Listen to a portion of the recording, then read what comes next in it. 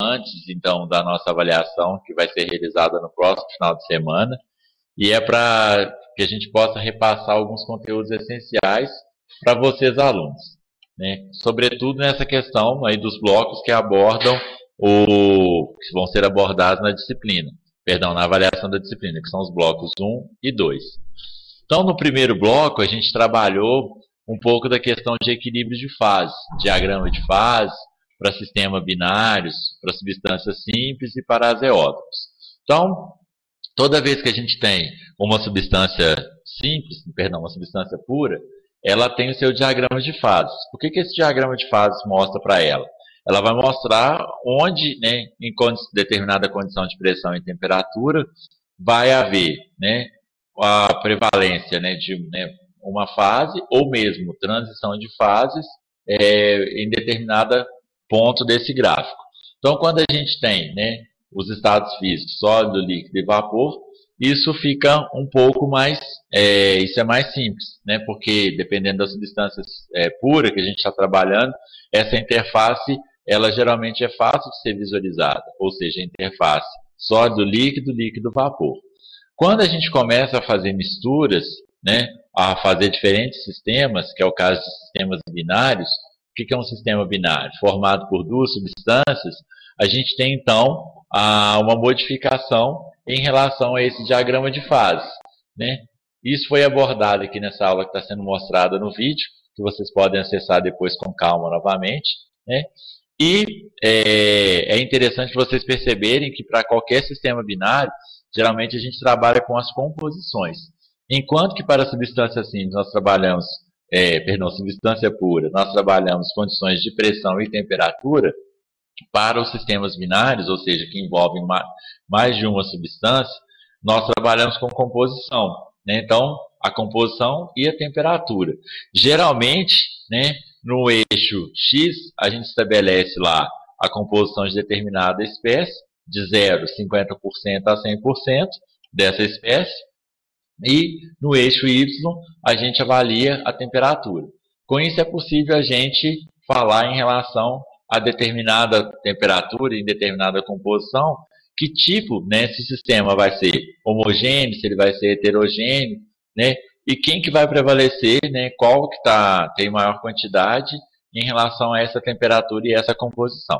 Então vejam que equilíbrio de fase para substâncias simples, que foi o tema da primeira aula, ele discute a questão para o equilíbrio das fases de substâncias puras.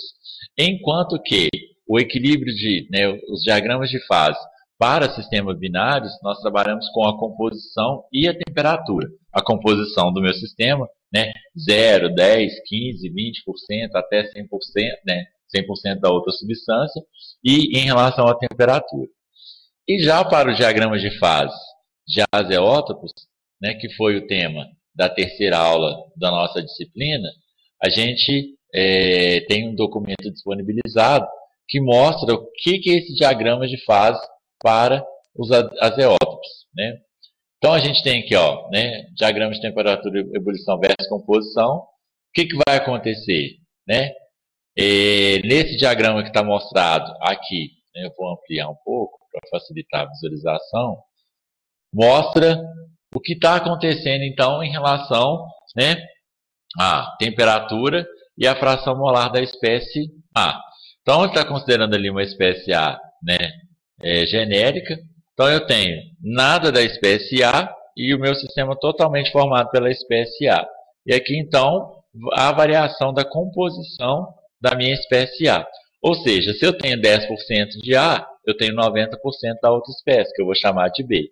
E aqui, ele vai mostrando o que está acontecendo em relação à composição do meu sistema.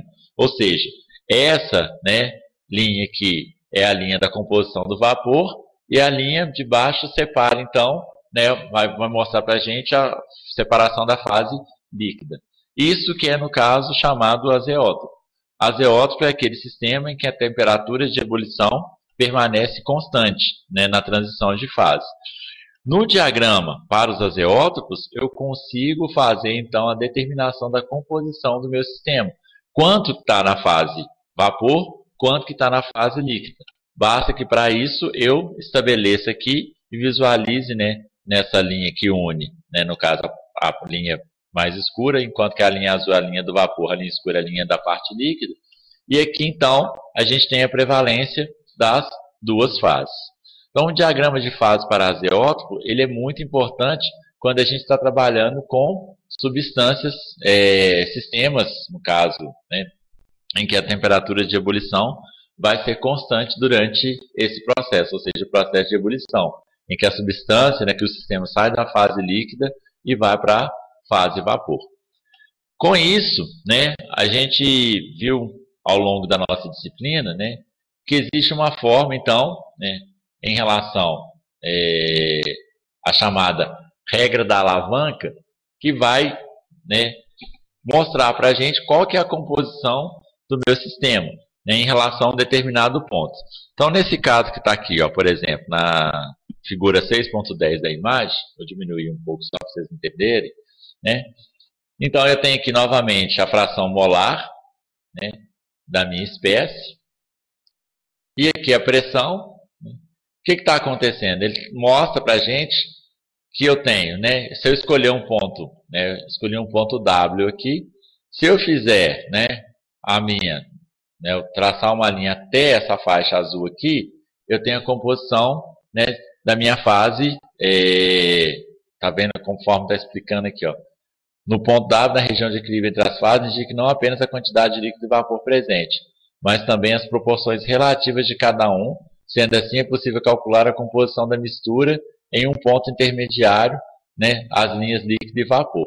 Então eu posso estipular, quando eu faço essa linha que eu estava explicando inicialmente, eu vou determinar a composição da fase até a linha, né, de baixo, que é a minha fase vapor, a fase líquida, e caso eu estenda essa linha até a faixa preta aqui, a linha preta, eu tenho a composição da fase líquida.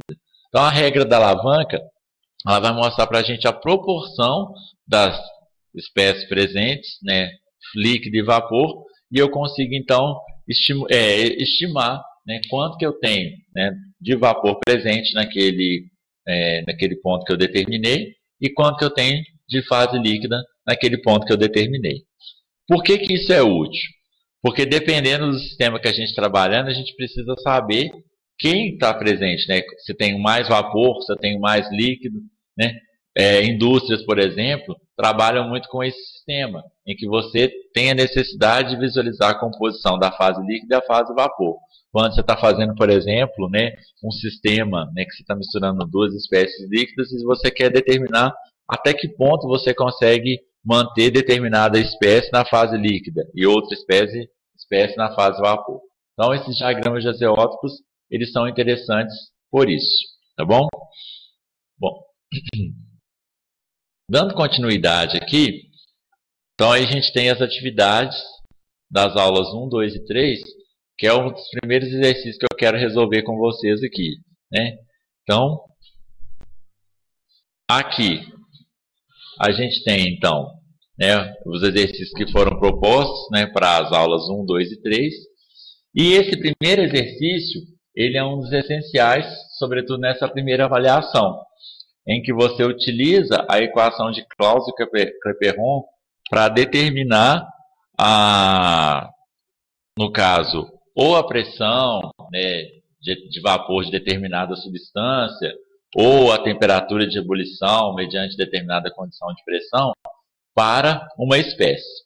Então, o que fala o exercício? Ó, o calor de vaporização do éter etílico é 83,9 calorias por grama em seu ponto de ebulição, enquanto que sua pressão de vapor é de 647,3 torr a 30 graus Celsius.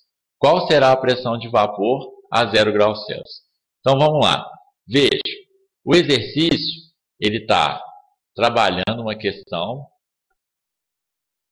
em que a gente precisa determinar a pressão de vapor de uma substância num ponto específico que ele está interessado.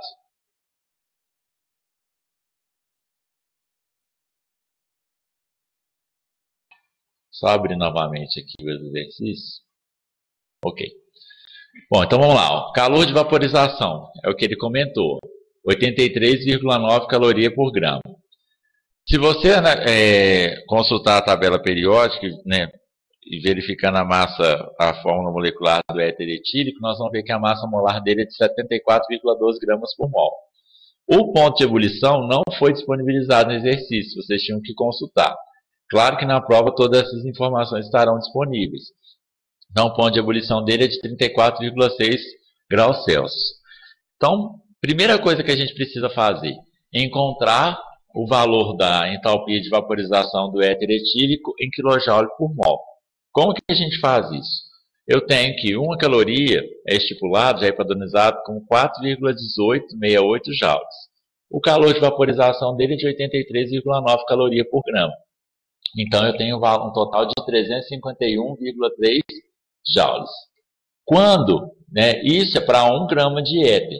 A massa molar dele é de 74,12, ou seja, para 1 mol, quanto de energia que eu gasto para vaporizar esse éter etílico? 26.038,4 joules, ou seja, aproximadamente 26 kJ por mol. Substituindo os dados que a gente tem na equação de Clausius-Clapeyron, que é essa aqui, o logaritmo natural neperiano da pressão de vapor 1 dividido pela pressão de vapor 2 é igual a menos ΔH dividido pela constante universal dos gases, vezes, né, 1 temperatura inicial de ebulição, menos a temperatura T2, né, temperatura final de ebulição.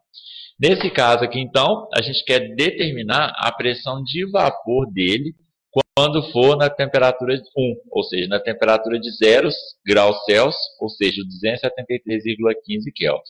Então, basta substituir esses dados. Ó. Ele falou que a pressão de vapor na verdade, o exercício comenta, né, que, então, a pressão de vapor no ponto de ebulição é de 647,3 torr. Ou seja, no ponto de ebulição dele, que é, no caso, 34,6, ou seja, a temperatura 2 aqui, a gente vai ter que essa pressão de vapor é de 647,3.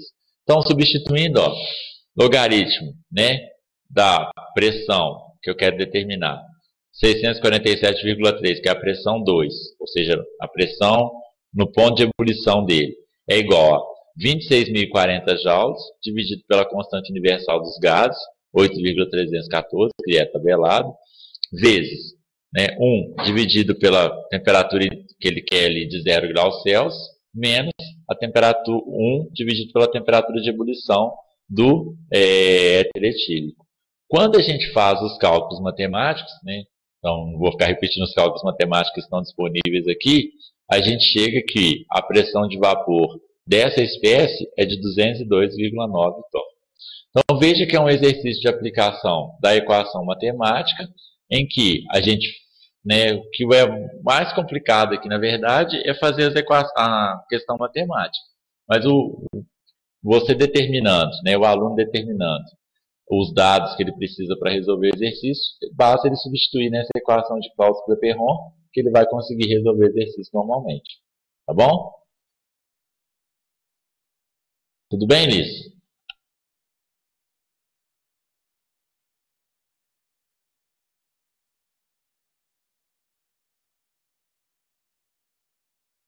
Bom, o exercício 2 é a mesma coisa, né? A equação de Clausius-Clapeyron, a aplicação da equação de Clausius-Clapeyron, e ele pede para calcular o ΔH, ΔG e o ΔS para a temperatura de 1427 Kelvin. Tá bom. O que vai acontecer? Aqui, o diferencial é o seguinte, que você tem 3 dados. Você tem que escolher apenas 2 deles, de temperatura e pressão, e substituir também na equação de Clausius-Clapeyron para você iniciar o seu exercício. Então ele fala, ó, o que a gente vai precisar fazer então? Lá aqui vai ser diferente, eu tenho os dados de pressão e temperatura, eu preciso determinar o ΔH. Ou seja, ó, eu tenho pressão, eu estipulei aqui, né, escolhi 0,01 como a pressão 1 e 0,1 como a pressão 2. Então, Leperiano, logaritmo natural, 0,01 dividido por 0,1 é igual ao menos ΔH, que é o que a gente precisa determinar, dividido pela constante universal dos gases, vezes a divisão de 1 dividido por 1302, que é a minha temperatura 1, menos 1 dividido por 1427 Kelvin, que é a minha temperatura 2. Poderia ter escolhido 0, 1 e 1? Poderia, sem problema nenhum. Poderia ter escolhido 1302, 0,01 e 1623 e 1? Sem problema, tá bom? Bom, fazendo os cálculos matemáticos, né, então é só substituir e fazer os cálculos matemáticos, a gente tem que o ΔH é igual a 284.133,7 joules, ou seja, 284,1 kJ. Então, como foi admitido o calor de vaporização independente da pressão e da temperatura, o valor calculado acima aplica-se para as diferentes temperaturas da tabela, sendo, portanto, definido como a quantidade de energia para vaporizar o material. Ou seja, a variação de entalpia é a mesma coisa que foi determinada aqui, 284,1. Se fossem pressões diferentes, a gente não conseguiria fazer esse cálculo. Mas se foi para esse, no caso, independente, foi admitido como independente da pressão e temperatura, então a variação de entalpia é igual a 284,1. O que eu preciso então fazer para determinar o ΔG e o ΔH? Como é um processo isotérmico, né, em que ele fala, ó, as pressões de vapor do gás em várias temperaturas são dadas no quadro, né? O que está acontecendo? Se eu considerar que a transição de fase é um processo isotérmico, ou seja, na mesma temperatura, que é, na verdade, ele sai do sólido e vai para o líquido, ou do líquido e vai para o vapor, a variação da energia livre de Gibbs no sistema em equilíbrio é igual a zero, ou seja, isotérmica é igual a zero, pois a quantidade do material ela é constante. A variação da energia livre de Gibbs, estudada na Físico-Química 1, a gente viu que ela tem relação direta com a quantidade de material que a gente está no sistema, ou seja, o meu potencial químico, que é a energia livre de Gibbs molar, ou seja, por mol. Como é a mesma, então a energia livre de Gibbs, né, é igual a zero, ou seja, a quantidade de material não está sendo alterada. Aí eu uso essa equação, ΔG é igual a ΔH menos T ΔS, para que eu possa fazer a estimativa da minha variação de entropia. Então, ΔG, nós falamos agora que é igual a zero, ΔH, nós determinamos 28.400 joules. Temperatura, a gente vai admitir a temperatura de 1427 graus. Perdão, 1427 Kelvin. Com isso eu tenho, né, então, ΔS é igual a minha variação de entalpia dividido pela minha temperatura, que dá 199 joules por Kelvin. Tá bom?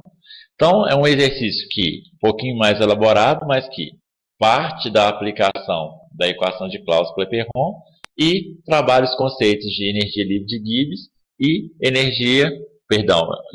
variação de entropia.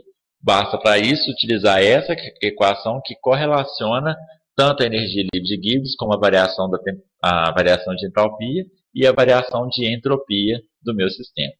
Lembrando que variação da energia livre de Gibbs está relacionada à energia livre que o sistema tem para fazer determinada ação. Ou seja, se eu tenho, né, meu corpo ele gasta tanto de energia para fazer, né, para que eu possa me movimentar, estudar, trabalhar, eu tenho uma energia guardada para fazer outras ações, né? Essa energia, ou seja, que não é usada nas funções vitais do meu corpo, eu posso chamar de energia livre de Gibbs. A variação de entalpia é o calor liberado ou absorvido à pressão constante em determinado sistema.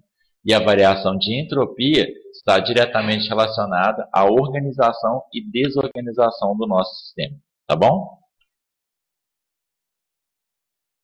Alguma dúvida, Liz? Crisley, que acaba de chegar, boa noite.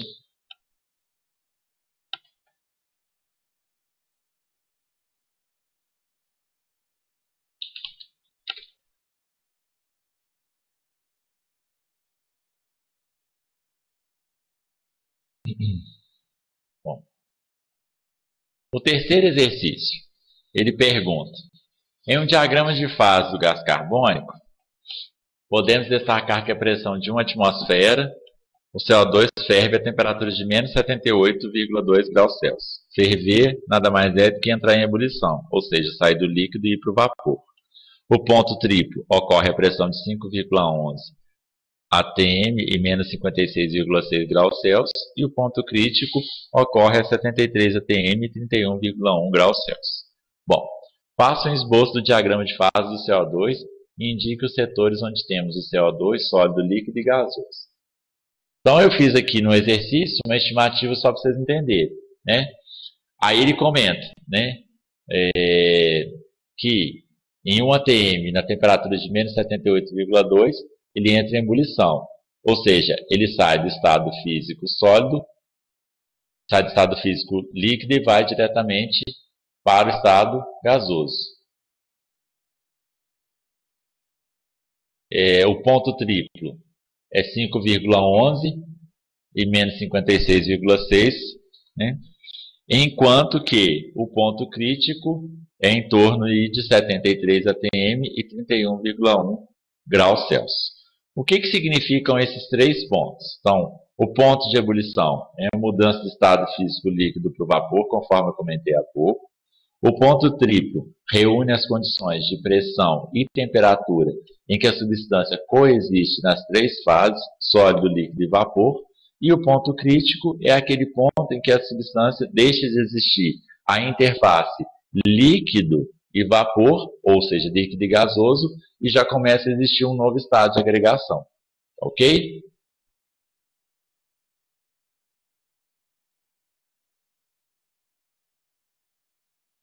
Sem problema, Cris. A aula está sendo gravada, depois você pode voltar e revisar. Tá bom? O que eu falei. O item 2, segundo item da questão, em um aquecimento isobárico, ou seja, isobárico a pressão constante, a 90 atmosfera, quantas transições de fase são observadas? Indique-se esse aquecimento no esboço feito no item anterior. Então, o que acontece? Ele, né, a 90 atmosferas, né, o que vai acontecer? Já não existe CO2 na fase gasosa, né, porque já deixou de existir a fase gasosa. E aí, ele pergunta no exercício, né, quantas transições de fase são observadas? A única transição de fase que vai ser possível vai ser dele do sólido, né, no caso, na verdade, não vai ter nenhuma transição de fase, perdão. Que como já deixou de existir a fase gasosa, já não tem mais a fase líquida e a fase sólida. Porque ele então já passou, como que eu sei disso? Ele já ultrapassou o ponto crítico. Então já está numa pressão tão alta que aí ele não vai conseguir mais ter essa transição de fase. Então por isso que a gente não consegue, né, perceber uma transição de fase definida, porque já é um novo estado de agregação, que é o que, né, geralmente algumas indústrias aproveitam, que é o chamado fluido supercrítico. Alguma dúvida, gente?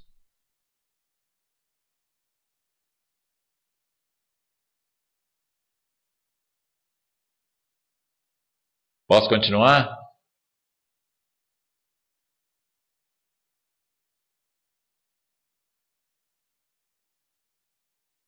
Ok. 4.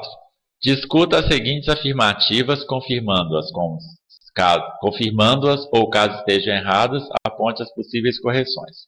Na primeira, a pressão máxima de vapor de uma substância cresce com a temperatura da substância. Está correta, né?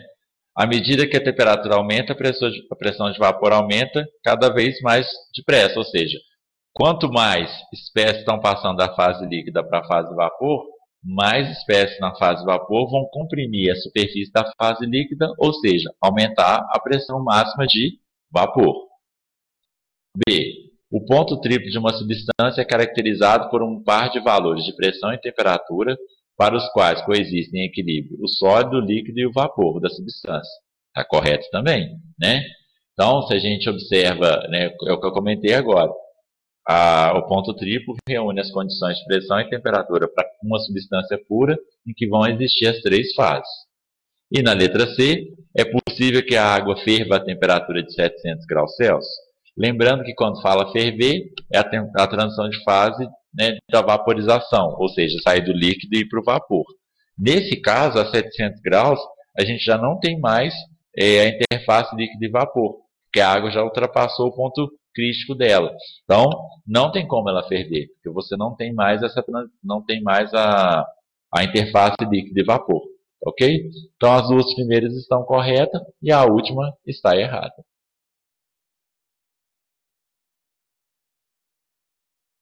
Quinto exercício. Qual a diferença entre os estados de equilíbrio de fase e de meta-estabilidade? Perdão, a diferença entre os estados de equilíbrio de fase e de meta-estabilidade. No equilíbrio de fase é possível determinar as variáveis, pressão e temperatura, em que duas fases vão coexistir. Já no estado meta-estável, a fase presente permanece sem atingir a fase mais estável, a não ser que uma condição externa seja realizada para que ocorra conversão para o estado mais estável. Então, ou seja, equilíbrio de fases, eu tenho mais de uma fase, né? Tem duas fases coexistindo, e no estado meta-estável, quando a gente fala fase meta-estável, é o caso de questão de substância mais estável ou não. Exemplo, o carbono diamante não se converte a carbono grafite, ou seja, mais estável. Né? A gente sabe que na natureza, né, o carbono ele tem diferentes formas alotrópicas, ou seja, todas as substâncias são formadas apenas por carbono, mas, né, a fase mais estável que a gente tem é o carvão, tanto que a gente vê o carvão com mais facilidade em maior quantidade. A gente não encontra diamante com tanta facilidade, né? A não ser que seja de forma sintética, mas mesmo assim, então, você tem que levar determinadas condições de pressão e temperatura. Quando a gente fala, então, do estado meta-estável, ou seja, há uma diferença aí em que determinada substância, ela não, né, ela tem uma iminência de passar para outra fase. Para que ela possa passar para outra fase, que é a mais estável, ela tem que atingir um limiar de energia. Então, por isso que nem sempre acontece, né? O carbono diamante mesmo não converte em carbono grafite. E nem o grafite se converte a carbono diamante, né? Que vai, né, vamos dizer assim, de uma forma na natureza. Você tem que submeter a determinadas condições de pressão e temperatura para que isso possa acontecer. Então, resumindo, equilíbrio de fase, duas fases coexistindo. Equilíbrio meta-estável, ou seja, nesse caso, a fase, né, existe uma fase sem necessariamente ser a mais estável, que para atingir a mais estável ele precisa acontecer alguma coisa no meu sistema, alguma modificação externa. Então o caso do carbono é o caso mais comum, né? O carbono na forma carvão não se converte em diamante facilmente, eu preciso submetê-las a alta pressão. E nem o diamante se converte em carvão, porque eu também preciso fazer um processo, fornecer uma quantidade de energia muito grande para que isso possa acontecer. Ok? Ficou claro, gente?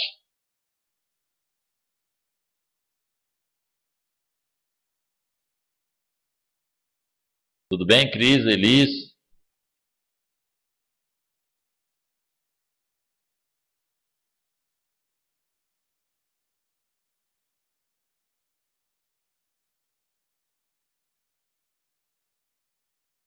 Cris, posso continuar? Não tem dúvida.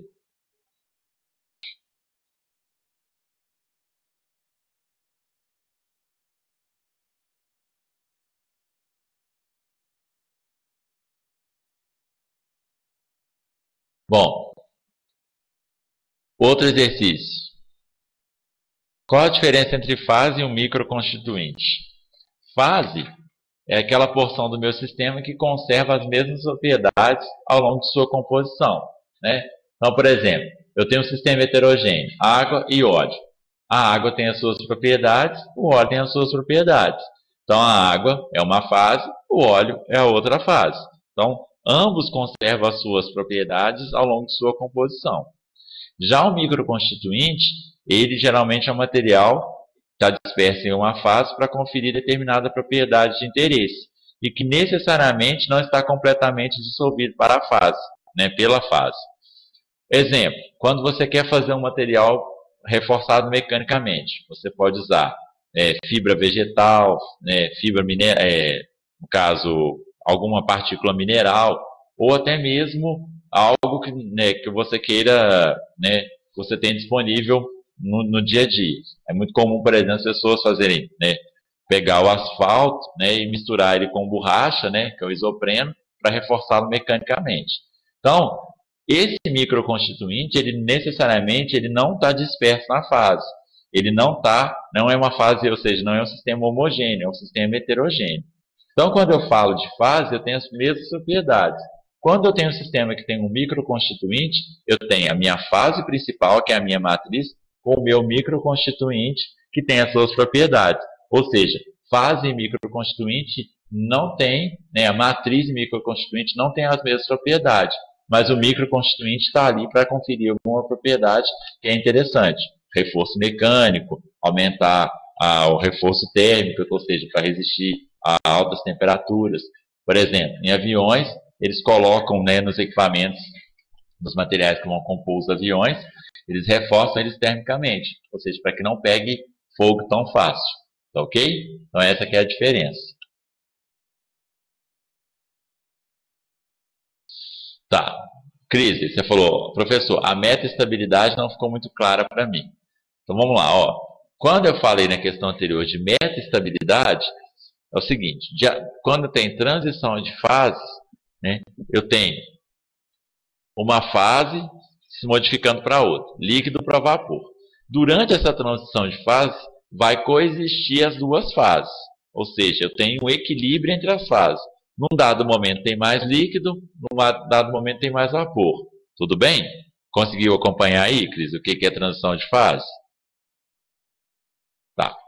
Na meta-estabilidade, a fase ela permanece, né, no estado meta estável, ela permanece sem necessariamente ir para a fase mais estável. Ou seja, o diamante e o carvão, relacionado do carbono. O diamante não é a forma mais estável do carbono. A forma mais estável do carbono é o carvão. Só que o diamante não se converte para carvão. Para que isso possa acontecer, eu tenho que fornecer energia para que o diamante quebre as ligações que estão presentes entre os átomos de carbono no diamante, para que ele possa ser convertido em carvão. A mesma coisa, o carvão, ele é a fase mais estável do carbono, mas ele não se converte para o diamante sozinho. Eu preciso submetê-lo a uma alta pressão. Ou seja, na fase, quando eu falo de meta-estabilidade, uma substância que não necessariamente é a fase mais estável, ela permanece. Por quê? Ela tem que vencer uma barreira ou de energia ou alguma outra barreira para se converter na fase meta-estável. Às vezes essa barreira de energia é tão alta que ele não consegue fazer isso. Então ele existe na natureza como a forma que a gente chama de meta-estável. Ele não é totalmente estável. Conseguiu entender, Cris?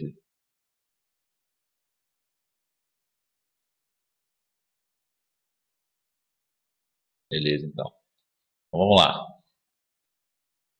Qual a condição termodinâmica que deve ser atendida para que exista um estado de equilíbrio de fase? Então, para que exista um equilíbrio de fase, deve haver um número mínimo de, o mínimo de energia para a combinação dos parâmetros utilizados para falar de equilíbrio de fase, temperatura, pressão e composição. Ou seja, quando eu falo de equilíbrio de fase, eu tenho que ter no mínimo os dados de pressão, temperatura e a composição do meu sistema. Tá ok? Então essa, no caso, né, são as condições que eu preciso verificar para falar assim, se o sistema está ou não em equilíbrio de fase. Que, por exemplo, quando a gente tem, né, uma transição de fase, no mínimo vai coexistir uma pequena parcela de uma fase em relação à outra. Quando você começa a aquecer a água, por exemplo, sair do estado líquido para o vapor, ela, né, no início do seu aquecimento, tem mais líquido do que vapor. No final, já tem mais vapor do que líquido, porque a água já ganhou energia suficiente para sair da fase líquida e ir para a fase vapor. Ok, meninas?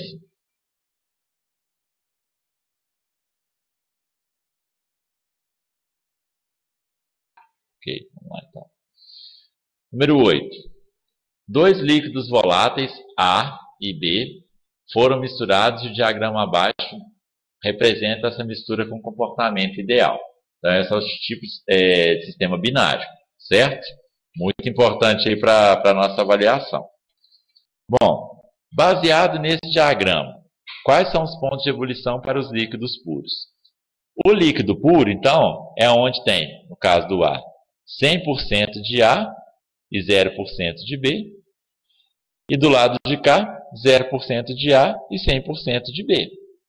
Então aqui, marca onde eu tenho nada de B desse lado, ou seja, o diagrama de composição em relação ao B, 0, começando aqui com B, 0% de B, e do lado de cá, 100% de B. Bom, se eu tenho 100%, 0% de B e 100% de A, qual que é a temperatura que está aqui? 40 graus Celsius, ou seja, a temperatura de ebulição do líquido da espécie A é 40 graus Celsius. Do outro lado, eu tenho nada de A, mas tenho 100% de B. Qual que é a temperatura?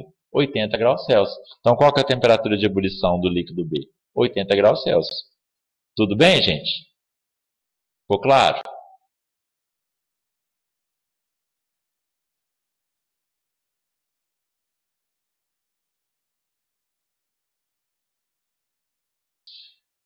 Qual é o líquido menos volátil? Ou seja, líquido menos volátil é aquele que tem a maior temperatura de ebulição. Qual dos dois tem a maior temperatura de ebulição?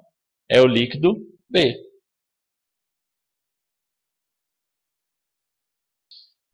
Letra C.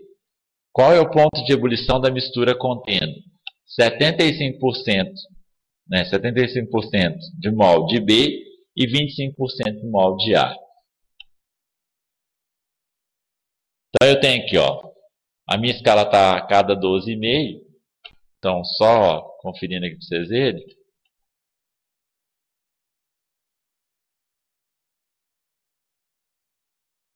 Então, ó, 25 mais 12,5, isso mesmo. Ó, 12,5 de B, 25% de B, 37,5% de B, 50% de B e 50% de A, 62,5% de B, 75% de A. Então tem que olhar nesse ponto aqui, ó. Então, 75% de B e 25, ou seja, 25% de A, qual que é a minha temperatura de ebulição? A minha temperatura de ebulição aqui vai ser, o gráfico aqui está errado, né? 40, 50, 60, 70, né? Então vai ser aqui, ó, em torno, vai ser em 50, 75. Então aqui eu tenho, ó, a minha, na fase vapor, aproximadamente aí 65 graus Celsius. Então basta eu encontrar onde que é 75% de B, que é aqui, ó, pela escala, e ir até a linha da fase vapor. Indo até a fase vapor, eu traço até o eixo Y, que é a temperatura. Ou seja, eu tenho aqui uma temperatura de 65 graus Celsius. Conseguiram entender, meninas?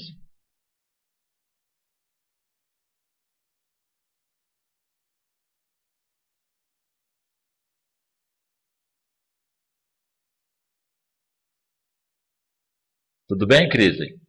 Posso continuar?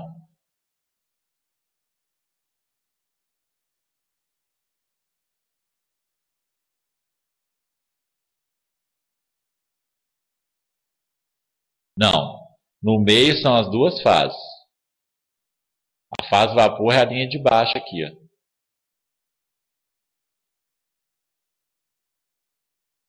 Ok?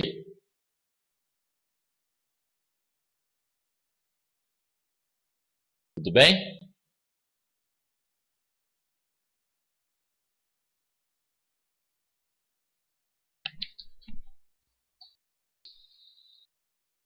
No meio coexiste vapor e líquido. Isso mesmo, Cris.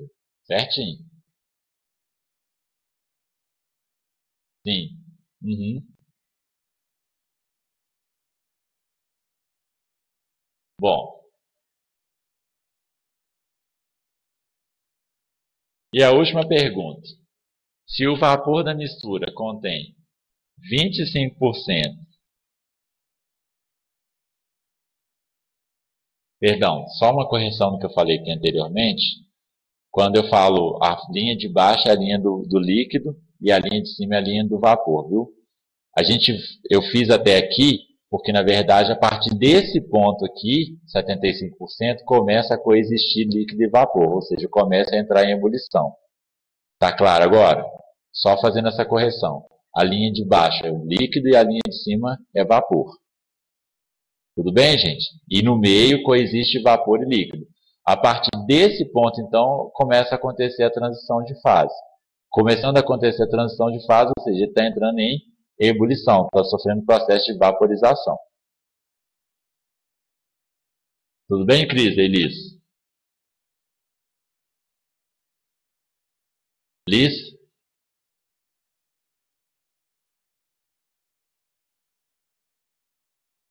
Consegue me ouvir? Então tá bom, beleza. Aí no item D, ele pergunta, se o vapor da mistura contendo 25% do mol de B e 75% do mol de A, que entrou em ebulição, foi recolhido e condensado, qual será a sua composição aproximada? Então, é o seguinte, ó, 25% de B, então 12,5% de B, 25%. Eu venho aqui até o meio. Traço uma linha que vai até a fase líquida e traço outra linha que vai até a fase vapor. Está bem claro aqui, ó. Traço uma linha até a fase líquida e outra linha até a fase vapor. Ok? O que acontece, então? Ele pergunta, qual que é a composição? Então, eu vou ter aqui, para A, 15% do A que está na fase vapor. Enquanto que para a mesma espécie, ali, no caso a espécie A, ele vai ter aproximadamente 37,5% na fase líquida. Ou seja, se eu tenho 15% de A na fase vapor, eu tenho 85% de B na fase líquida. Enquanto que, no outro caso, o que vai acontecer para o líquido? 37,5% de fase líquida vai ser 62,5% de fase vapor da outra espécie. Então, eu aplico a regra da alavanca. Ó. Ele pergunta, 25% do mol de B e 75% do mol de A.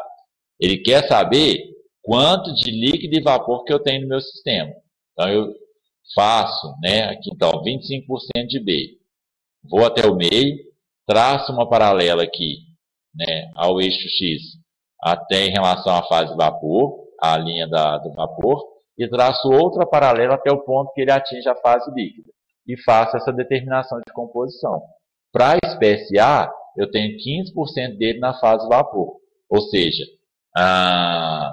ele está praticamente toda a espécie na fase líquida ainda. 85% dele ainda está na fase líquida.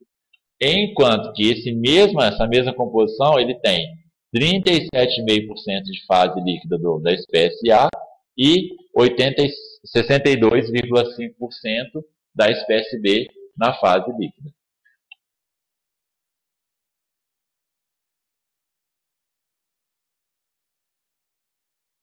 Ok, meninos?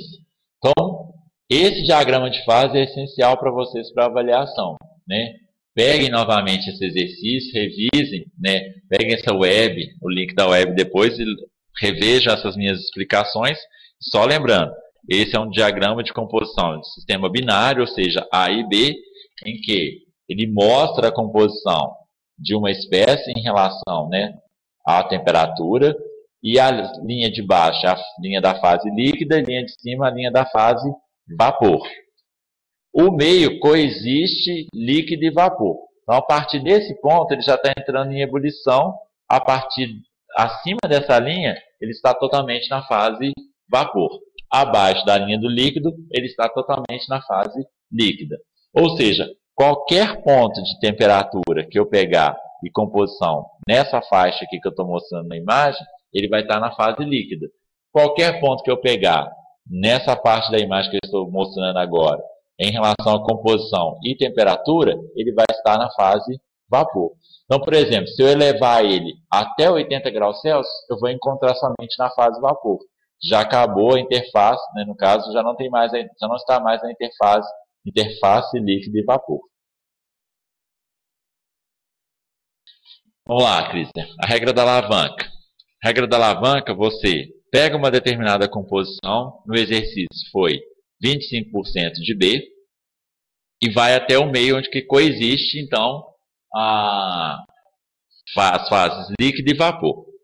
Se eu quero determinar a composição da fase vapor, né, eu vou faço um paralelo até a linha da fase vapor. E se eu quero determinar a composição da fase líquida, eu vou até a linha que une, no caso, a linha que marca a fase líquida.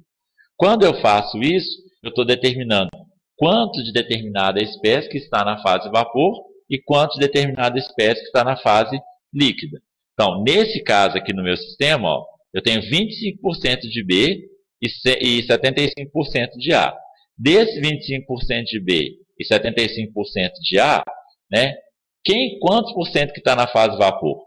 Então, eu tenho aqui nesse caso, ó, na fase vapor, aproximadamente 15% da espécie A na fase vapor. Ou seja, 85% da espécie B está na fase vapor.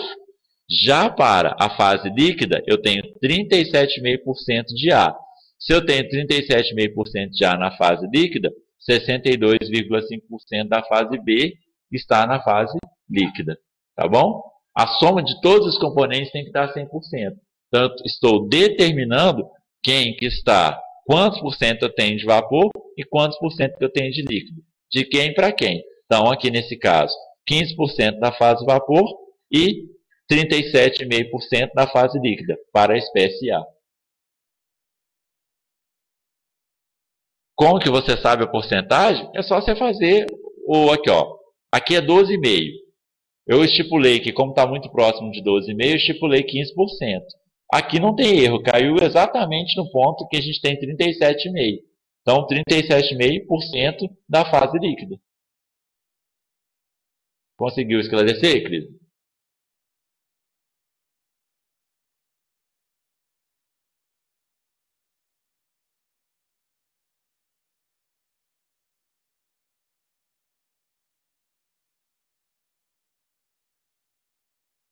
Posso continuar? Sem dúvida?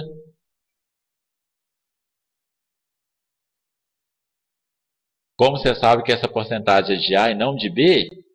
Porque o gráfico aqui ó, te mostra que inicialmente eu tenho mais A do que B. Olha para você ver ó, aqui. Ó. Eu estou caminhando de 100% de A para 0% de A. Ou seja, de 0% de B para 100% de B. Ou seja, eu tenho muito mais espécie A nesse momento aqui do que a espécie B, que se divide então entre vapor e líquido. Veja que o gráfico, o diagrama de fase, ele correlaciona, traz para a gente diferentes informações. Eu tenho aqui quanto em relação de um e outro, de A e B.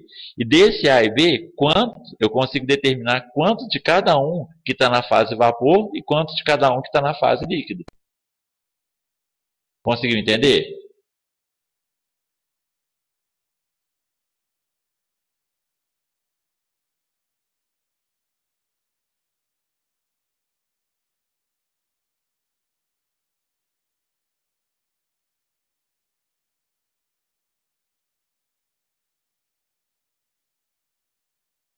Tá, você perguntou, mas se eu tenho mais A,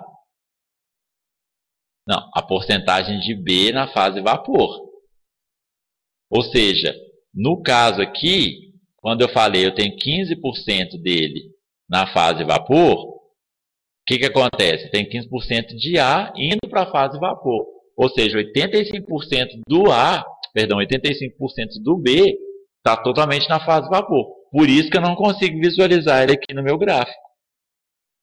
Ele está mais, a temperatura nesse caso aqui, ele está mais na fase vapor do que a espécie B, nesse momento da composição, está mais na fase vapor do que na fase líquida.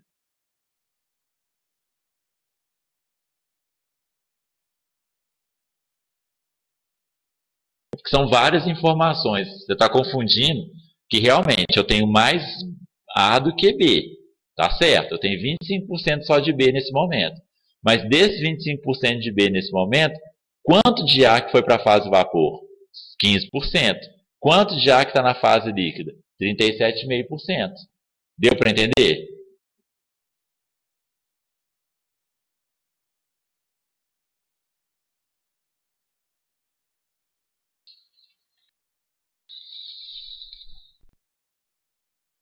Não, Cris, não tem que pedir desculpa, não. Tem que perguntar mesmo. O momento da webconferência é para isso mesmo, tá bom? Fica à vontade. Tem mais alguma pergunta? Pode perguntar à vontade. Estou aqui para isso. Posso passar para o bloco 2 ou tem mais alguma pergunta em relação ao diagrama de fase?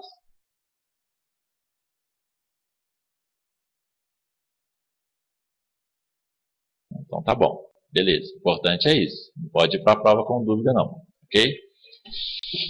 Bom, eu quero agora, eu gosto sempre de falar que as minhas aulas são divididas, geralmente como bloco 1 e bloco 2. A primeira 1 hora é para o bloco 1 e a segunda hora é para o bloco 2.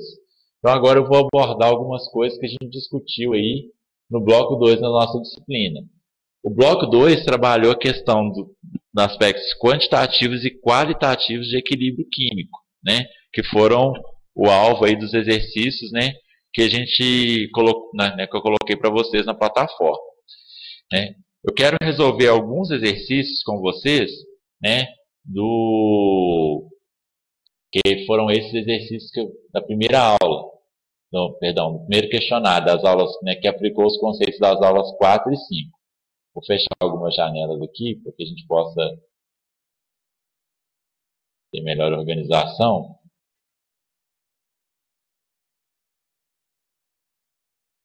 Só um minuto enquanto eu processo.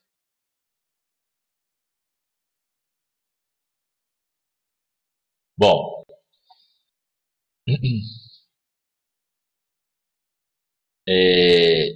utilizando os dados coletados e apresentados abaixo, determine KC e KP para reação não balanceada.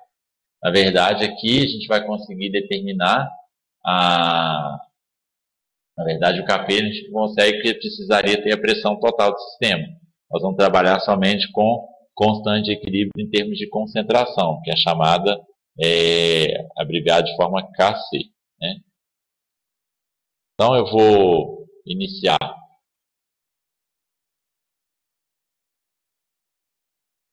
uma nova tela aqui rapidinho.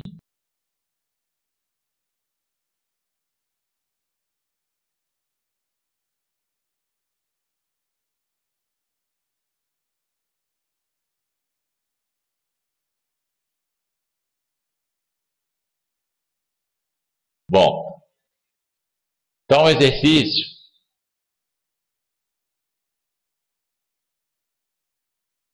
pede para você determinar a constante de equilíbrio em termos de concentração para essa equação. Perdão, para a reação que tem essa equação. Então eu tenho o gás hidrogênio,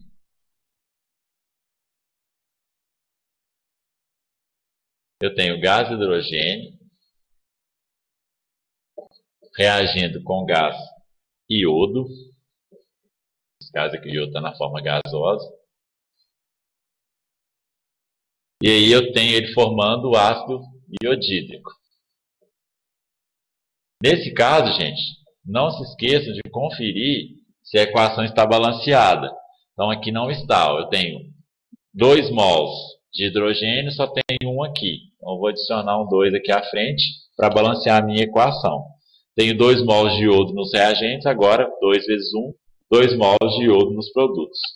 Como que eu escrevo a equação de constante de equilíbrio em termos de concentração?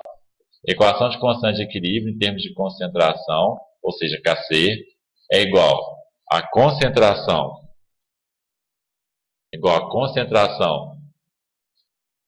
dos produtos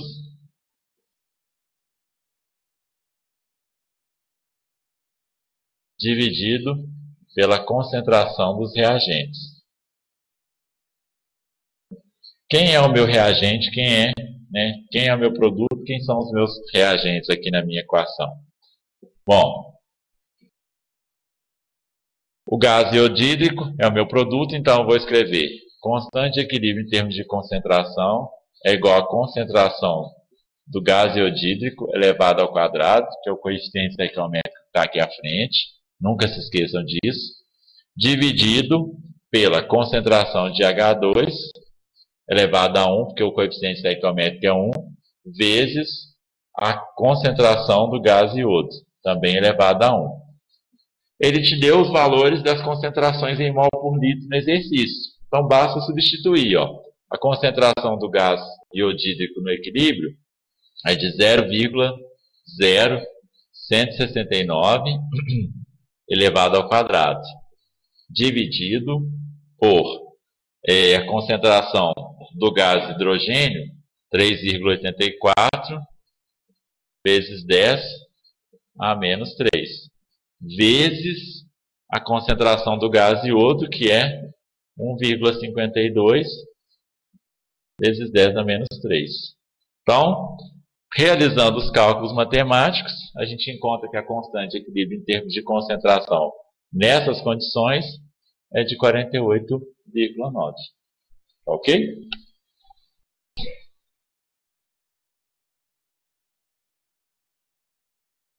Alguma dúvida, gente? Não, tranquilo, Cris. Vai ter um momento para recuperar alguma atividade, ok? Vocês conseguem me ouvir, meninos? Tá bom. O segundo exercício. A hemoglobina estabelece um equilíbrio com gás e oxigênio no sangue muito rapidamente. O equilíbrio pode ser representado por hemoglobina M mais gás oxigênio, formando a M ligada ao oxigênio, onde M significa hemoglobina e MO2 significa complexo de hemoglobina com oxigênio. O valor da constante de equilíbrio é cerca de 9,2 vezes 10 a 18. O monóxido de carbono também se liga à hemoglobina por meio da seguinte reação. Reação muito semelhante, formando então uma espécie que tem a hemoglobina ligada ao monóxido de carbono. Essa reação tem uma constante de equilíbrio de 2,3 vezes 10 a 23. Que reação está mais deslocada na direção dos produtos? Sua resposta justifica a toxidez do monóxido de carbono. Tá, então vamos lá. O que acontece? Reações que tenham constante de equilíbrio muito altas, elas estão mais voltadas para os produtos, né? Porque o produto, né, a concentração dos produtos vezes a constante de equilíbrio vai dar então maior quantidade de produtos, né? Perdão, né? Se eu tenho aqui, vou mostrar para vocês aqui, ó. No caso, hemoglobina, constante de equilíbrio da reação hemoglobina e oxigênio é hemoglobina oxigênio dividido pela concentração de hemoglobina vezes a concentração de oxigênio. Se eu tenho, então, uma constante de equilíbrio para essa reação, 9,2 vezes 10 a 18, vezes aqui, então, ou a concentração de M, que é a hemoglobina, vezes a concentração de O2, é igual o produto da minha reação, a concentração do produto da minha reação. O mesmo raciocínio vai ser desenvolvido para a reação do monóxido de carbono. Só que agora eu tenho M ligado a CO2, perdão, ao CO,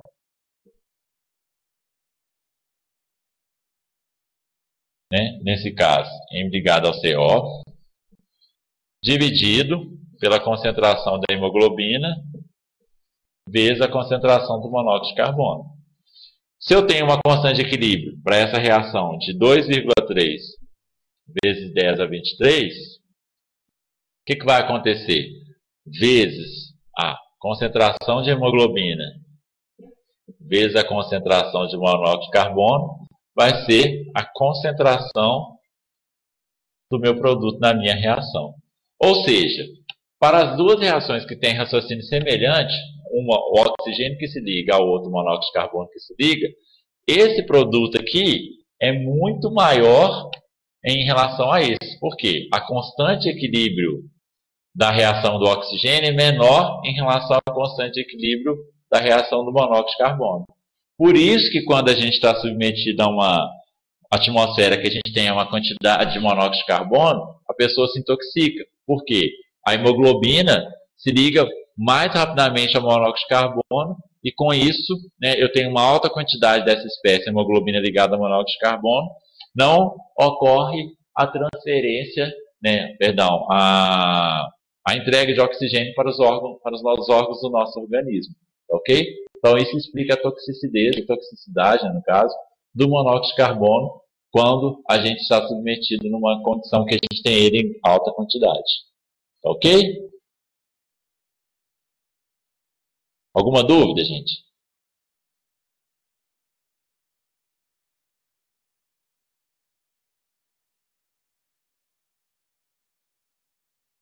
Bom, o exercício 3 é a aplicação de constante de equilíbrio. Não vou fazer, gente, porque senão a gente vai perder muito tempo, né? Tem outros exercícios para a gente discutir. No 4, eu vou comentar rapidamente, né? A única que está errada aí é a letra B. A concentração dos produtos é igual à concentração dos reagentes em equilíbrio. Não. Situação de equilíbrio ela é determinada pelo quê? Pela velocidade da reação direta igual à velocidade da reação inversa. Não é igualdade de concentração, viu, gente? Não é igualdade de concentração, né? Aí, nesse caso, né, a adição de catalisador não muda as concentrações existentes no equilíbrio. Tá certo? O catalisador não altera a condição de equilíbrio. A velocidade da reação direta é igual à velocidade da reação inversa. Tá certo? A reação continua ocorrendo no sentido direto e inverso. Tá ok? Número 5. Essa já é uma questão de aspecto qualitativo, né? O que acontece à pressão parcial do SO3 quando a pressão parcial do SO2 diminui? Bom, para que a gente possa entender esse exercício, a gente precisa lembrar que pressão parcial de um gás, por exemplo, SO2, é igual à fração molar desse gás vezes a pressão total do meu sistema. Não vou trabalhar com dado quantitativo aqui não, só para vocês entenderem. Se a pressão parcial do SO2 diminuiu, e a pressão é a mesma, então o que diminuiu foi o número de mols dele. Então, ou seja, a fração molar dele diminuiu. Se a fração molar dele diminuiu, o que está acontecendo então com a concentração do SO2? A concentração do SO2 diminuiu. Se a concentração do SO2 diminuiu, a minha reação, que é 2 SO2 mais gás oxigênio, produzindo o trióxido de enxofre, então se diminuiu o SO2, né? Qual que é a tendência do equilíbrio, então, do sistema em equilíbrio fazer para que volte às condições, né, de equilíbrio? Ele tende a consumir o SO3, deslocando o equilíbrio para a esquerda, ou seja, vai diminuir a concentração do SO3. Se vai diminuir a concentração do SO3, é o mesmo raciocínio que a gente fez aqui, então, para a pressão parcial do SO2. Se eu tenho, então, menor quantidade de SO3, ou seja, a pressão parcial dele é menor, a quantidade dele é menor. Ou seja, vai diminuir a pressão parcial do meu SO3. Por quê? A quantidade dele diminuiu para que possa ser transformado em SO2, que diminuiu. Tá ok?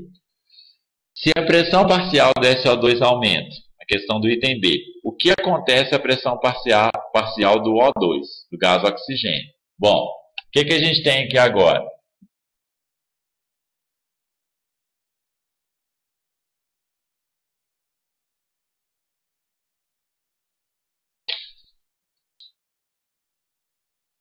Eu estou diminuindo, né?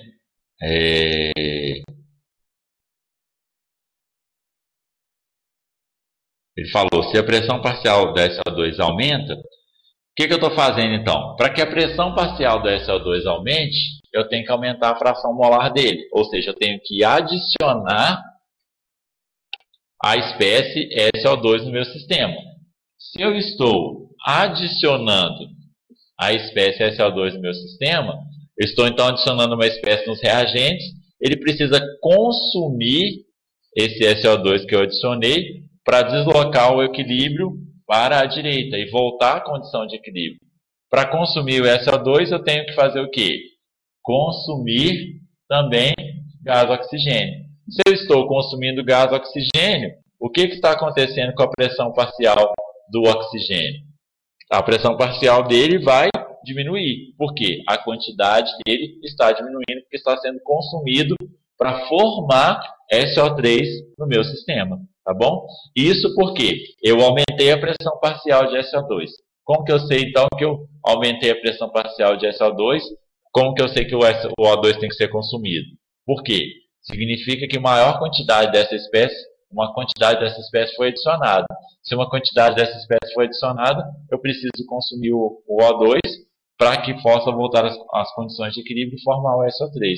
Diminuindo, então, a quantidade de O2, estou diminuindo a sua fração molar, ou seja, estou diminuindo a sua pressão parcial.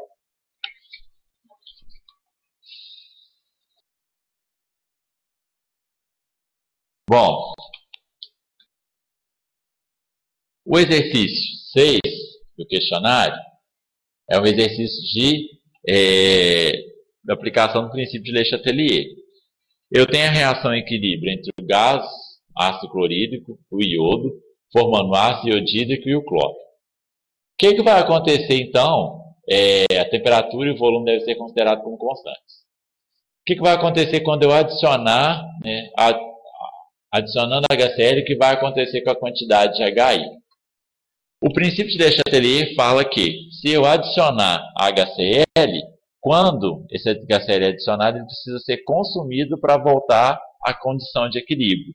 Para ser consumido, então, e voltar à condição de equilíbrio, o que acontece? Ele desloca no sentido direto, ou seja, para a direita da minha reação. Com isso, aumenta a concentração, a quantidade de HI. Ou seja, para o item A, a resposta é aumenta a quantidade de HI. Bom, no item B, ele pergunta, adicionando gás cloro, o que acontece com a constante de equilíbrio?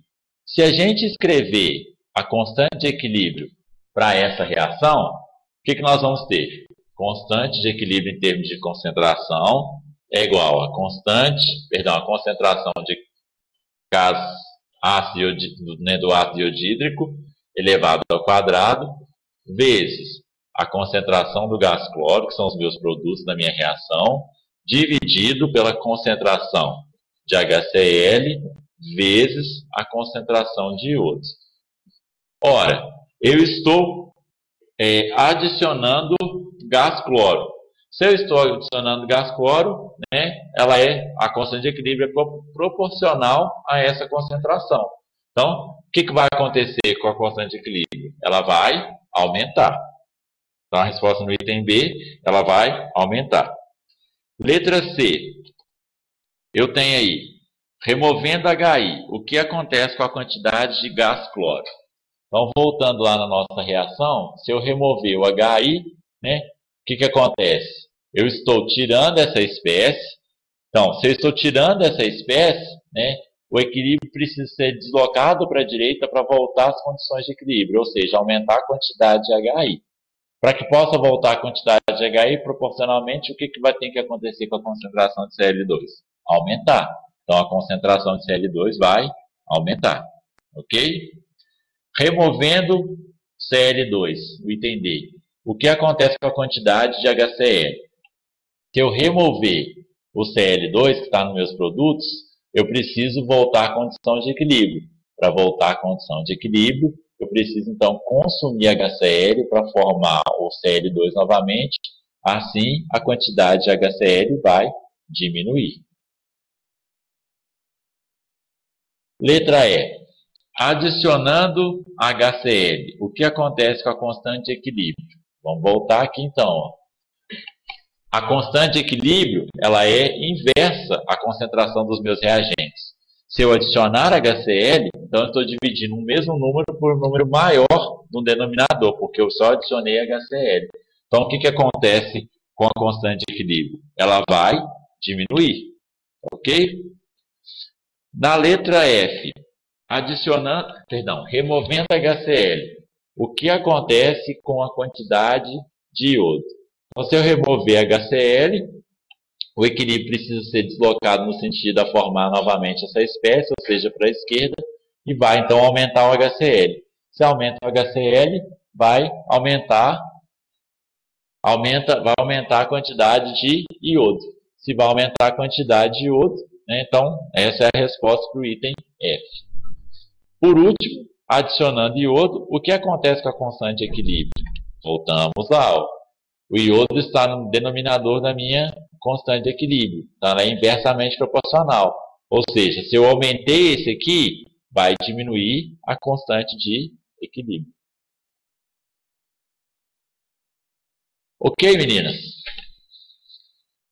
Alguma dúvida nesse exercício?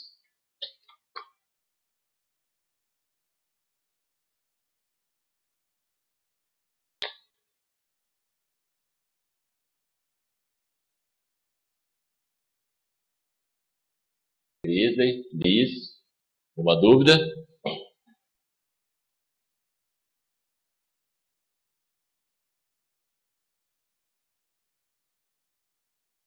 Você está longe da plataforma, Crisley? Porque as perguntas estão na plataforma.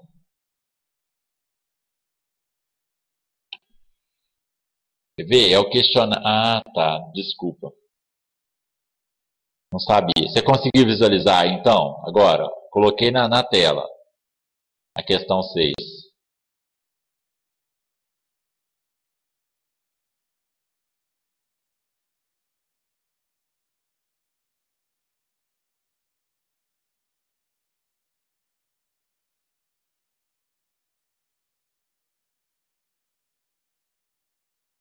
A letra pequena, realmente.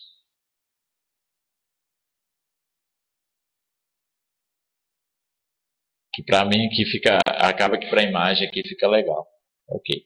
Bom, então vamos continuar.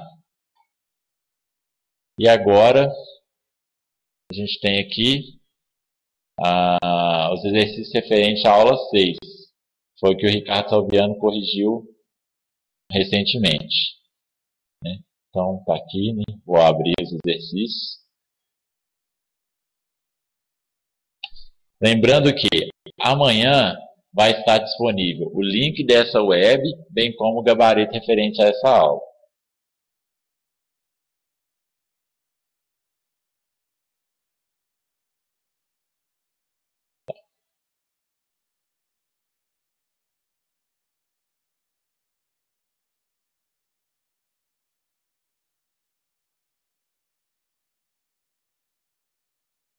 Tá bom.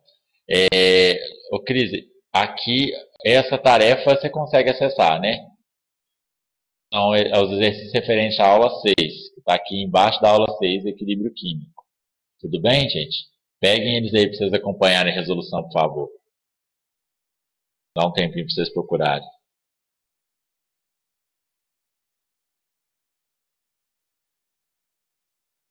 Dois minutinhos aí.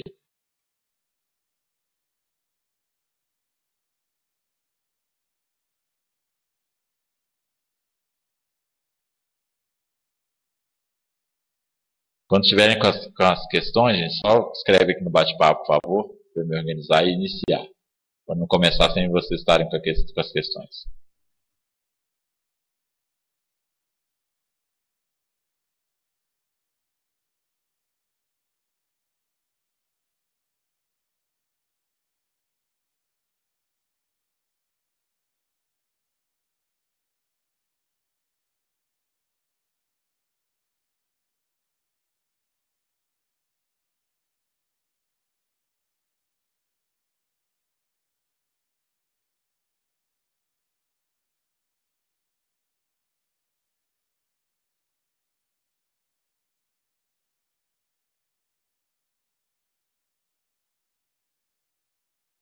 Isso. Essa mesmo de crise. Dos aspectos termodinâmicos do equilíbrio. Ó. Vou colocá-la na tela para você visualizar. Lista de exercícios aspectos termodinâmicos.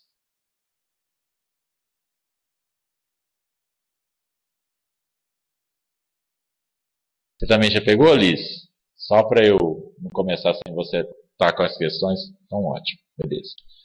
Obrigado aí, meninas. Bom, vamos lá. Primeira questão, ela fala, ó, a constante de equilíbrio da reação gás nitrogênio reagindo com gás oxigênio, formando monóxido de nitrogênio, né, o NO, a constante de equilíbrio, então, é 1,69 vezes 10 a menos 3 a 2.300 Kelvin. Uma mistura de 5 gramas de nitrogênio e 2 gramas de oxigênio está encerrada em um recipiente de 1 litro e é aquecida até atingir o equilíbrio. Calcule a quantidade de cada espécie no equilíbrio. Bom, o que vai acontecer? Primeira coisa que a gente precisa fazer é calcular a concentração em mol por litro. Então ele fala que ele tem 5 gramas de nitrogênio. 1 mol de nitrogênio tem massa molar de 28 gramas. Então 5 gramas, a quantidade de matéria é de 0,179 mol. O oxigênio ele fala que tem 2 gramas, cuja massa molar então do oxigênio é 32 gramas, então eu tenho 0,0625 mol. Como ele está num recipiente de 1 litro, então eu tenho 0,69 mol por litro de N2 e 0,0625 mol por litro de O2. Então, no início eu tenho 0,179 mol por litro de N2 menos 0,0625 mol por litro de O2 e nada de monóxido de carbono, que é o início da minha reação. Quando eles reagirem, vai diminuir uma quantidade Z, e nesse caso aqui, do oxigênio também vai diminuir a quantidade Z, e vai aumentar uma quantidade mais Z do monóxido de nitrogênio. No equilíbrio, as concentrações serão 179 menos Z do N2, 0,0625 menos Z do gás oxigênio, e a quantidade do monóxido de nitrogênio, ela é duplicada. Por que ela é duplicada? Vejam que eu formo para cada 1 mol de N2, eu formo 2 mols de NO. Para cada 1 mol de O2, eu formo 2 mols de NO. Ou seja, para cada mol de O2 consumido, forma-se 2 mols de NO. Ok? Com isso, para encontrar então o valor de Z, basta utilizar a constante fornecida. Constante de equilíbrio em termos de concentração. A concentração de NO elevado ao quadrado, né, porque a concentração do meu produto é elevada ao coeficiente estequiométrico, dividido pela concentração do produto, né, da concentração do produto dos reagentes, N2 e O2. Eu voltei, então, a constante de equilíbrio que foi fornecida, 1,69 vezes 10 a menos 3, é igual a 4Z ao quadrado, que é a concentração dele no equilíbrio ao quadrado, ou seja, 4Z ao quadrado. O que vai acontecer? Aqui, a gente vai admitir que, como o valor de Z ele vai ser muito pequeno em relação ao N2 e ao O2, a gente vai admitir essas concentrações praticamente inalteradas, para facilitar o nosso cálculo. 0,179 vezes 0,625. Ou seja, 4Z ao quadrado é igual ao produto de 1,69 vezes 10 a menos 3 vezes 0,179 vezes 0,0625. O que eu fiz aqui foi multiplicar o cruzado. Tirando a raiz, a concentração de Z é de 2,17 vezes 10 a menos 3. Ou seja, dessa forma os valores no equilíbrio serão 0,179 menos 2,17 vezes 10 a menos 3, a concentração de N2 vai ser 0,177 mol por litro. 0,0625 menos 2,17 vezes 10 a menos 3, 0,0633. E para o NO, 2, no caso, 2 vezes o Z. Qual que é o valor de Z? 2,17 vezes 10 a menos 3. Ou seja, 4,35 vezes 10 a menos 3. Tá bom? Alguma dúvida, gente?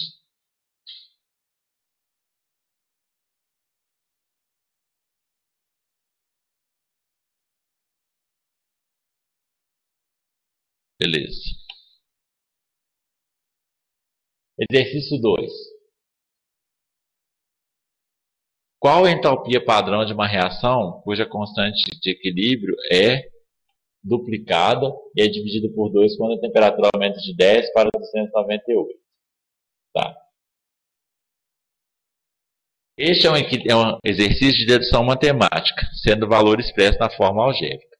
Então, o que eu fiz aqui para mostrar para vocês o que acontece com a variação de entalpia? Né? Eu apliquei essa equação em que eu tenho, né, a constante, considerei ela como x, porque a equação diz que o logaritmo natural da constante de equilíbrio é igual a menos ΔH dividido por a constante universal vezes a temperatura, mais a variação de entropia dividido pela constante universal. O que eu fiz foi isolar o ΔH, ou seja, se eu quero, né, apenas examinar o ΔH, estou isolando ele. O que vai acontecer então? Eu estou substituindo aqui como se fosse, né, ΔH igual a menos RT ln de x mais ΔS padrão vezes T.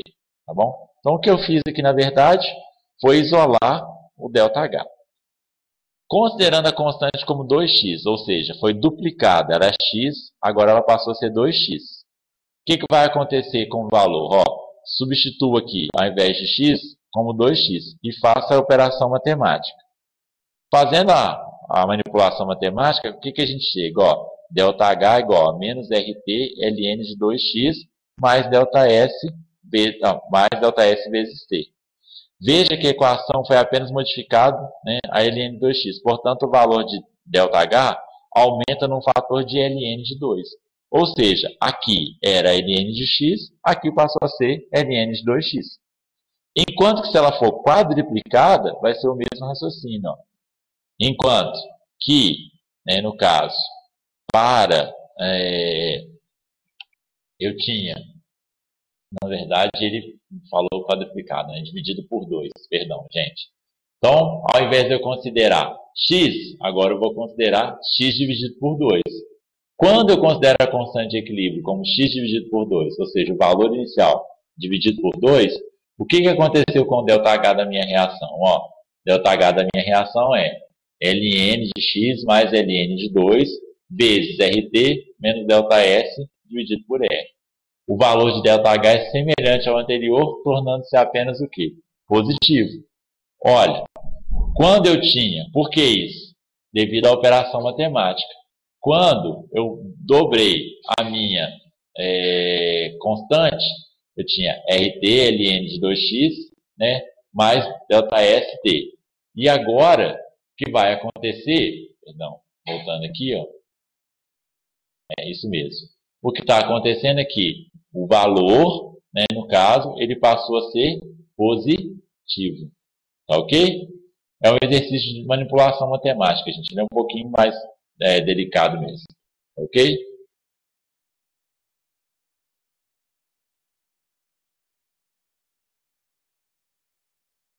Terceiro exercício. Estimar a constante de equilíbrio da síntese da amônia a 500 Kelvin a partir do valor da constante de equilíbrio a 298 Kelvin, que é de 6,1 vezes 10 a quinta, usando a entalpia padrão da reação, que é menos 92,2 kJ por mol. Tá? Para isso, nós vamos usar essa equação que correlaciona constante de equilíbrio, ΔH e temperatura. O que diz essa equação?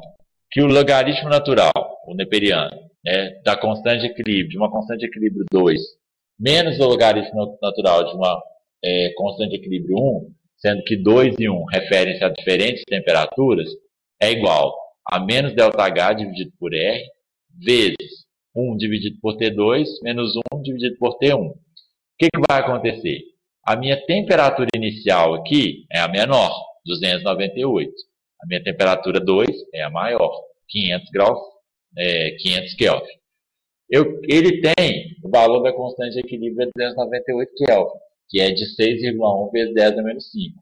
Ele quer determinar o valor da constante de equilíbrio quando eu tenho a temperatura de 500 Kelvin. O que eu preciso fazer, então? Substituir os valores que eu tenho nessa equação. Lembrando que, nesse caso, eu preciso trabalhar com a variação de entalpia em Joule. Ele foi dado em kJ, ou seja, aqui eu tenho 92,2 kJ, é a mesma coisa que 92.200 joules por mol. Por que eu tenho que trabalhar com ela em joule? Porque a minha constante universal dos gases que eu utilizo, a unidade dela é em joule. O valor da constante universal, 8,314. Só um parênteses, gente. A constante universal dos gases ela tem diferentes valores. São admitidos, por exemplo, até 7 valores para a constante universal dos gases. O que modifica? As unidades. Nesse caso aqui a unidade é Joule, Kelvin por mol. Ok? Bom, Ln de K2 menos o Ln da constante universal, da constante de equilíbrio na temperatura de 298, dividir é igual a menos 92,2 vezes 10 a 3 joules, dividido pela constante universal dos gases, multiplicado por 1, dividido pela temperatura maior, 500 Kelvin, menos 1, dividido pela temperatura menor, 298. Só operação matemática, gente, tudo isso aqui, né? Então cálculo matemático, a gente chega que o Ln de K2 é de menos 1,7. Então o K2 é de quanto? 0,18. Só operação matemática nesse caso. Tá bom? Alguma dúvida, gente?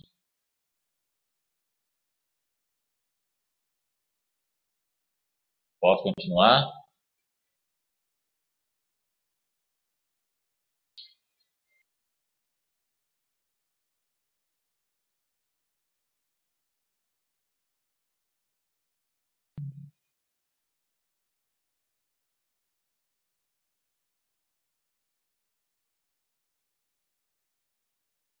Quarto exercício.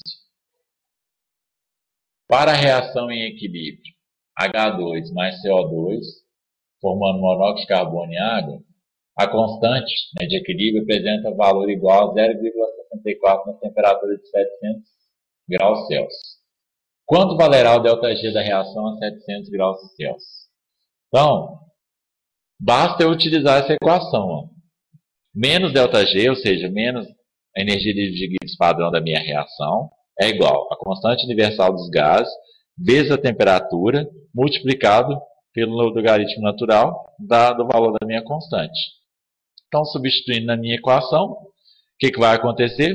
O ΔG é igual a 3.610 joules, ou seja, 3,610 kJ. Como é positivo, quando a energia livre de Gibbs é positiva, ou seja, indica que o sistema não tem energia suficiente para fazer algo adicional. Então, essa é uma reação não espontânea. No item B, quais serão as quantidades de equilíbrio do equilíbrio quando a reação se iniciar com 1 mol de hidrogênio e 1 mol de dióxido de carbono? A mesma coisa, meu raciocínio desenvolvido no exercício 1. Eu tenho 1 mol de hidrogênio, 1 mol de dióxido de carbono, nada de monóxido de carbono e de água. Quando reagir, vai diminuir uma quantidade X para os reagentes e aumentar uma quantidade X para os produtos. No equilíbrio, como? Né? Então eu tenho 1 menos X para os reagentes e X para os produtos.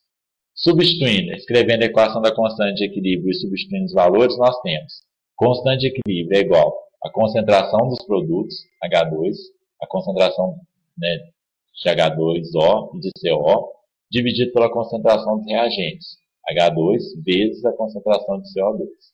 A concentração dos produtos no equilíbrio é de X, então X vezes X, X ao quadrado. A concentração de H2 e CO2 no equilíbrio é de 1 menos X. 1 menos X ao quadrado é igual a X ao quadrado menos 2X mais 1. Desenvolvendo a fórmula matemática, a gente chega que o valor de X é igual a 0,445 mol. Né? Então, se o valor de X é 0,445 mol, então tem 1 menos 0,445, 0,555. O mesmo para o CO2. Enquanto que para o monóxido de carbono e a água, o valor de X encontrado é o valor da concentração, 0,445.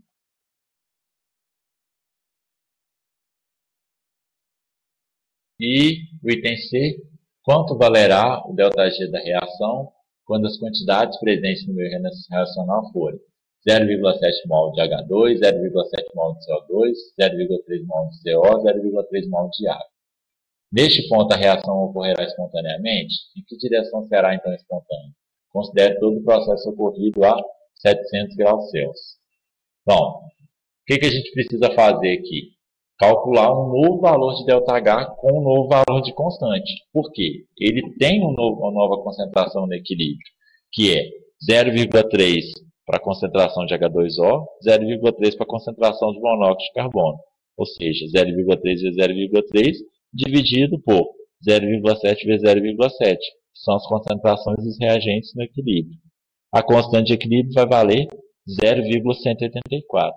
Substituindo naquela mesma equação que nós fizemos o item A do exercício, ΔG é igual a, menos ΔG é igual a RT ln de K, o que nós vamos obter então? Que o novo valor de ΔG agora vai ser calculado por ΔG é igual a ΔG padrão que nós calculamos inicialmente, mais RT ln de K, na nova condição. Substituindo, a gente encontra que o valor é de menos 10,1 vezes 10 a terceira joule.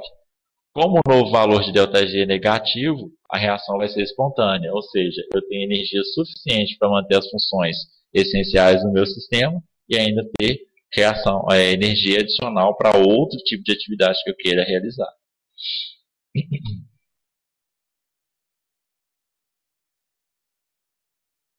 Por último, o exercício 5, ele fala que a dissociação do tetróxido de nitrogênio N2O4 ocorre segundo a reação, formando então 2 mols de monóxido de dióxido de nitrogênio.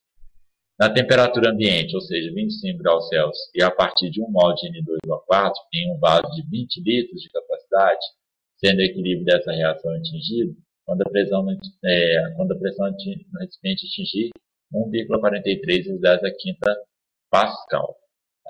Quanto valerá a constante de equilíbrio da minha reação?